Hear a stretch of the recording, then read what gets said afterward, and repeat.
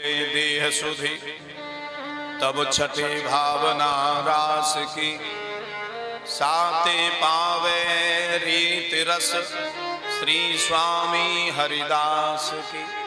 शरीर संसार की सुध भूल जाओगे तब जाकर के महाराज में प्रवेश मिलेगा, और महापुरुषों की कृपा से मिलेगा महाराज, रसिक जनों की कृपा से मिलेगा।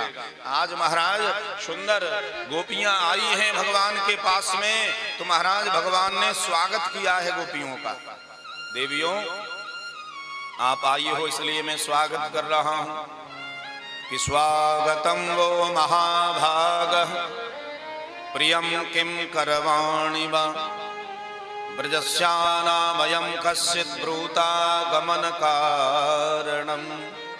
देखो भगवान ने सावधान किया, आप आई हो इसलिए मैं आपका स्वागत कर रहा हूं, परंतु क्या करने के लिए आई हो? प्रियम किम करवाणि वा, ये ब्रज है, ये वन है, तुम वामा हो, वन में वामाओं को रात्रि में नहीं घूमना चाहिए। देवियों ये जो जंगल है ना बड़ा हिंसक है, यहाँ बड़े हिंसक पशु रहते हैं। कि रजन्ने सा घोर रूपा घोर सत्वन सेविता प्रतियात ब्रजम नेह स्तेयम स्त्रीभिः सुमध्यमा। इस श्लोक का अर्थ कई आचार्यों ने किया है। सीधा अर्थ तो यही होता है कि भगवान कहते हैं कि तुम लौट करके चली जाओ, परंतु जीव गोस्वामी पाद ने इस श्लोक का बड़ा सुंदर अर्थ किया है। मूल जो श्लोक है भागवत जी में वो है रजन्येसा घोर रूपा घोर सत्वन सेविता, परंतु आचार्यों ने किया कि मानो भगवान कह रहे हैं रजनी ऐसा अघोर रूपा अघोर सत्वन सेविता। देवियों जब आप आ ही गई हो तो डरपो नहीं। ये जो जंगल है कैसा है? बोले अघोर रूप है, इसमें कोई भी जीव जंतु नहीं रहता है महाराज। ये घोर नहीं है, अघोर है। प्रतियात ना ब्रजम, जब आप आ ही गई हो तो अब लौट करके नहीं जाना। बोले कहाँ? ना ब्रजम, ब्रज में नहीं जाना। बोले कहाँ जाएं? इह स्थेयम स्त्रीभिः सुमध्यमा, आप यहीं रुक जाओ। बोले क्या करोगे? बोले रास लीला करेंगे। परंतु भगवान कहते हैं लौट करके चली जाओ, वन में वामाओं को नहीं घूमना चाहिए। क्यों आई हो? और आई हो तो स्वागत करता हूं, परंतु क्या करने के लिए आई हो? आज जब भगवान ने ऐसा कहा तो गोपियां भग्न संकल्पा हो गईं, रोने लगी हैं महाराज। नीचे को नजर कर ली है, पैर के अंगूठे से पृथ्वी को कुरेदने लगी हैं। काजल लगा के आई थी, आंसुओं के संग मिलकर के वो काजल कपोलों पर आ गया है। आज गोपियों के अधर सूखने लगे। सुखदेव जी ने अद्भुत वर्णन किया है रासलीला का। कृत्वा मुखान्यवस्वचः स्वसनेन स्वस्य बिंबाधराणि चरणेन भुवं लिखन्त्याः अस्त्रैरुपात्मशवीः कुचकुंकमानि तस्थुर्मृजन्त उर्दुःख भरा स्मतोष्णे। आज गोपियों ने जो जो चेष्टाएं करी है ना, सबका भाव ऋषियों ने दिया है। शोक के कारण अधर सूखने लगे, नेत्रों से अश्रु प्रवाहित हो रहे हैं। पैर के अंगूठे से महाराज पृथ्वी को कुरेद रही है। अधर सूखने का भाव क्या है?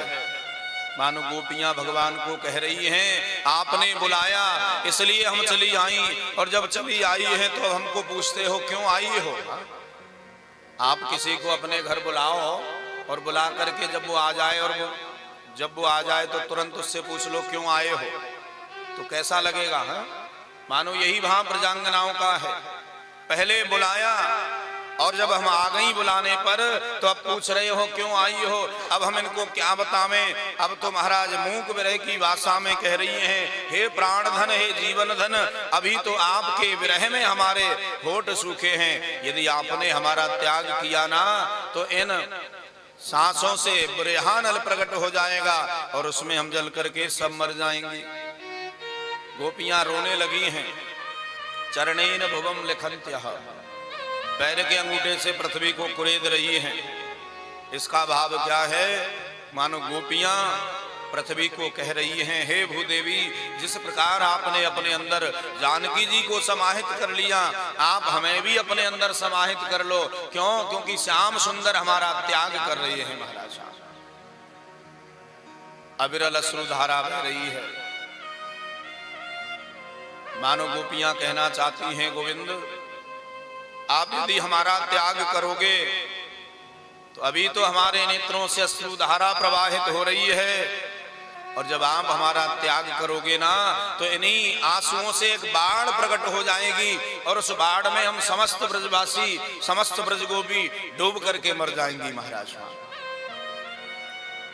अब आप ये कहोगे कि ये भी कोई बात हुई, आंसुओं से कहीं बाढ़ बनती है? तो भैया भगवान के प्रेमियों की बात ही विचित्र है, यहाँ कुछ भी हो सकता है, यहाँ अतिशयोक्ति नहीं है। श्री चैतन्य महाप्रभु जब जगन्नाथ जी का दर्शन करते थे तो दुर्ग स्तंभ से खड़े होकर के जब दर्शन करते थे तो दर्शन करते ही उनके नेत्रों से आंसुओं की पिचकारी छूटती थी महाराज।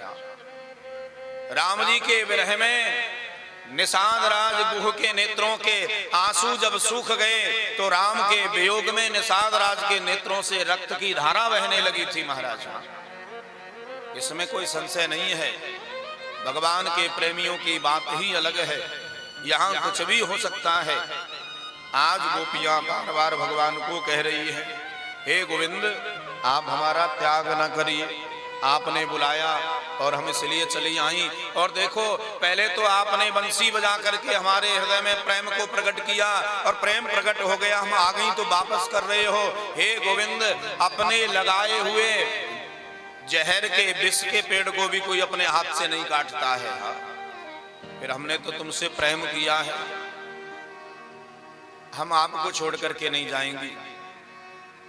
विरह व्याप्त हुआ ब्रजांगनाओं में, और ब्रजांगनाओं के विरह में कामदेव जल करके भस्म हो गया, और जब जल करके भस्म हुआ तो भगवान ने पुनः उसको पुष्ट किया, और पुष्ट करके महाराज भगवान ने वहां से कामदेव को भगा दिया है। और अब परम आदरणीय सुखदेव जी वर्णन कर रहे हैं, भगवान ने सुंदर रासलीला करी, और रासलीला करी है तो महाराज क्या हुआ, अब गोपियों में मान आ गया है। बोले कैसा मान? बोले हम सबसे ज्यादा सुंदर हैं, इसीलिए तो भगवान हमारे साथ में नाच रहे हैं, हमने वस्त्र अच्छे पहने हैं, इसलिए हमारे साथ में भगवान रासलीला कर रहे हैं। अब तो गोपियों में मान आया, और मान क्या है,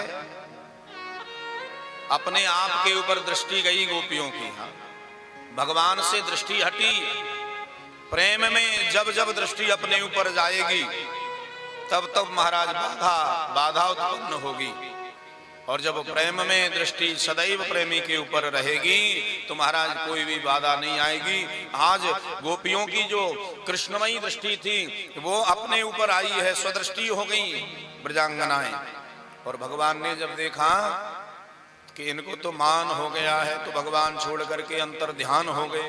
बोले गोविंद भगवान की जय। कितासाम तत्सौभगमदं वीक्षमानं स केशवः प्रशमाय प्रसादाय तत्रैवान्तरधीयतः। वहीं भगवान छुप गए, कहीं गए नहीं, तत्रैवान्तरधीयतः, वहीं ये किसी गोपी की चुनरी कोड़ करके भगवान छुप गए। तो ब्रजांगनाओं को लगा कि भगवान हमें छोड़ करके चले गए हैं। प्रशमाय प्रसादाय, गोपियों के मद का प्रशयन करने के लिए भगवान तत्रैवान्तरधीयतः, वहीं छुप गए हैं। बोले कहाँ छुपे? बोले अंतर्हिते भगवती सहसैव ब्रजांगनाः, ब्रजांगनाओं के बीच में ही भगवान छुप गए हैं। और आज गोपियां रोने लगी हैं, भगवान की याद करके गोपियों में विरह व्याप्त हुआ, रोने लगी, पुकारने लगी। आज गोपियां पुकार करती हुई वन में प्रवेश करने लगी हैं। बार बार महाराज भगवान को पुकार रही हैं, हे गोविंद हम आपकी बिना मोल की दासी हैं, आप हमें छोड़ करके कहां चले गए हैं? आप बताइए, आप हमें छोड़ करके क्यों चले गए? आज गोपियां जगह जगह जा जा करके महाराज वृक्षों से पूछती हैं, कभी पीपल से पूछ रही हैं,